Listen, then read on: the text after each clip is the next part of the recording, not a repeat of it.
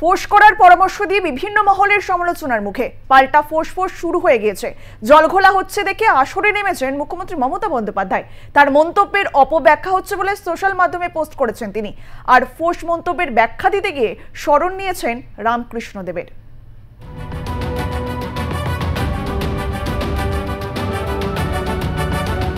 আজিকর কাণ্ডে প্রতিবাদের আবহে ফের মুখ্যমন্ত্রীর মন্তব্য নিয়ে তোলপাড়। মেয়র রোডে টিএমসিপি প্রতিষ্ঠা দিবসে স্লোগান বদলের ডাক দিয়ে ছাত্র বাহিনীকে ফোঁস করার নির্দেশ দিয়েছিলেন মুখ্যমন্ত্রী মমতা বন্দ্যোপাধ্যায়। তিনি বলেন, আমরা বলেছিলাম বদলা নয় বদল চাই। আজ বলছি ওই কথা নয়, যেটা দরকার সেটা আপনারা ভালো বুঝে করবেন। আমি অশান্তি চাই না, কিন্তু কুৎসা, অপপ্রচার এবং চক্রান্ত করে যে আপনাকে রোজ কামড়াচ্ছে তাকে আপনি কামড়াবেন না ঠিকই, কিন্তু ফোঁস তো করতে পারেন।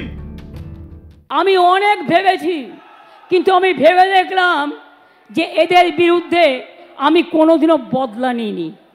আমরা বলেছিলাম বদল চাই, বদলা নয়। আজ বলছি ও কথা নয়, আজ বলছি যেটা করার দরকার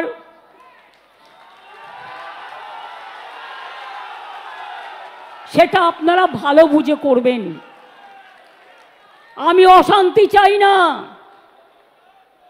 কিন্তু উৎসব প্রচার চক্রান্ত করে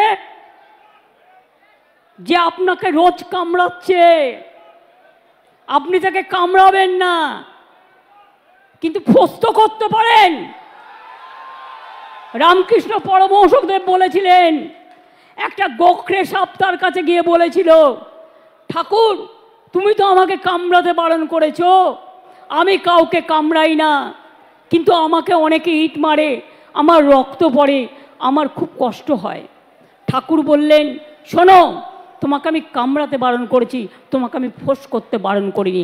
আগামী দিন আপনাদের কাজ হচ্ছে চক্রান্তকারীদের মুখোশ খুলে দিয়ে ফোঁস করতে শিখুন। মুখ্যমন্ত্রীর মন্তব্যের পরই বিতর্ক দানা বাঁধে। বিজেপির রাজ্য সভাপতি ডক্টর সুকান্ত মজুমদার ফোঁস শব্দটিকে হাতিয়ার করে সুকুমার রায়ের কবিতা আওড়ে মমতা বন্দ্যোপাধ্যায় ও অভিষেক বন্দ্যোপাধ্যায়কে সাপের সঙ্গে তুলনা করেন। একজন মুখ্যমন্ত্রী হয়ে সাংবিধানিক পদে বসে থেকে তিনি হুমকি দিচ্ছেন, দিয়ে বলছেন যে বাংলার মানুষের উপর অত্যাচার করার কথা তার কর্মীদেরকে বলছেন, আর ফোঁস করার কথা বলছেন।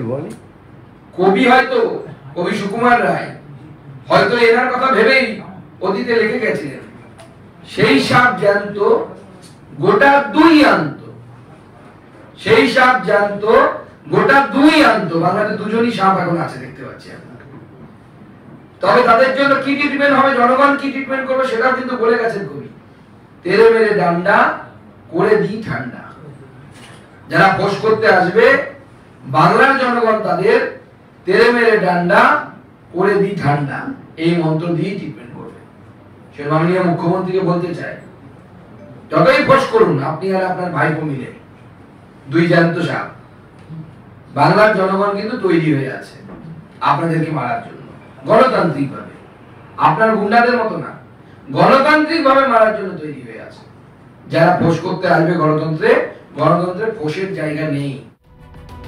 ফোঁস মন্তব্য নিয়ে জলঘোলা হচ্ছে দেখে বৃহস্পতিবার সোশ্যাল মিডিয়ায় একটি বড় পোস্ট করেন মুখ্যমন্ত্রী মমতা বন্দ্যোপাধ্যায়, যেখানে ফোঁস মন্তব্যের ব্যাখ্যা দিয়েছেন তিনি। তার করা মন্তব্যের অপব্যাখ্যা হচ্ছে বলে অভিযোগ জানিয়েছেন তিনি। পাশাপাশি তার মন্তব্য যে পরমহংসদেবের উদ্ধৃতি তা স্পষ্ট করেছেন তিনি। পোস্টে মমতা বন্দ্যোপাধ্যায় লেখেন, আমার মন্তব্য নিয়ে কিছু সংবাদপত্র, টিভি চ্যানেল ও ডিজিটাল মিডিয়াতে নোংরা বিভ্রান্তিমূলক প্রচার চলছে। ছাত্রদের কর্মসূচিতে আমি যে বক্তৃতা করেছিলাম সেই প্রসঙ্গেই রিপোর্টগুলি প্রকাশ করা হয়েছে। জোরের সঙ্গে পরিষ্কার করে দিতে চাই, মেডিকেল পড়ুয়া ও তাদের আন্দোলনের বিরুদ্ধে একটা শব্দ উচ্চারণ করিনি। আমি তাদের আন্দোলন পুরোপুরি সমর্থন করি। তাদের আন্দোলন ন্যায্য, আমি কখনোই হুমকি দিইনি। কিন্তু কিছু মানুষ আমাকে অভিযুক্ত করেছেন, এই অভিযোগ সম্পূর্ণ মিথ্যা। আমি বিজেপির বিরুদ্ধে কথা বলেছি। ভারত সরকারের মদতে তারা আমাদের রাজ্যে গণতন্ত্রকে আঘাত ও নৈরাজ্য সৃষ্টির চেষ্টা করছে। কেন্দ্রের সমর্থনে তারা অনাচার তৈরি করার চেষ্টা করছে। তাই আমি তাদের বিরুদ্ধে আমার আওয়াজ তুলেছি। ফোঁস করা নিয়ে যে বাক্যাংশটি ব্যবহার করেছি তা শ্রীরামকৃষ্ণ পরমহংসদেবের একটি উদ্ধৃতি। কিংবদন্তি সাধক বলেছিলেন, মাঝে মাঝে আওয়াজ তুলতে হয়। অপরাধ ও ফৌজদারি অপরাধ হলে প্রতিবাদের আওয়াজ তুলতে হবে। মমতা বন্দ্যোপাধ্যায় মুখ্যমন্ত্রী। মুখ্যমন্ত্রী মমতা বন্দ্যোপাধ্যায় আরজিকর কাণ্ডে আন্দোলন করায় দিল্লিতে গ্রেপ্তারের প্রসঙ্গ তোলায় প্রকারান্তরে আন্দোলনরত চিকিৎসকদের হুঁশিয়ারি দিয়েছেন বলে বিতর্ক তৈরি হয়। বুধবার রাতেই আন্দোলনরত পড়ুয়ারাও সাফ জানিয়ে দেন কর্মবিরতি চলবে। সবাই খারাপ আমি বলবো না, কিন্তু কেউ কেউ তো আছে টাকার বিনিময়ে করেন। তাদের আমি জিজ্ঞেস করব, যখন জুনিয়র ডাক্তাররা প্রতিবাদে স্ট্রাইক করছিলেন দেশ জুড়ে, আমরা কিন্তু ডাক্তারদের বিরুদ্ধে একটা অ্যাকশন নিইনি। তার কারণ আমি মনে করেছিলাম ওদের আন্দোলনটা সংগত, ওরা ওদের বন্ধুর বিচার চাইছে। কিন্তু দিল্লিতে ওরা কিন্তু এফআইআর করে দিয়েছিল ডাক্তারদের বিরুদ্ধে।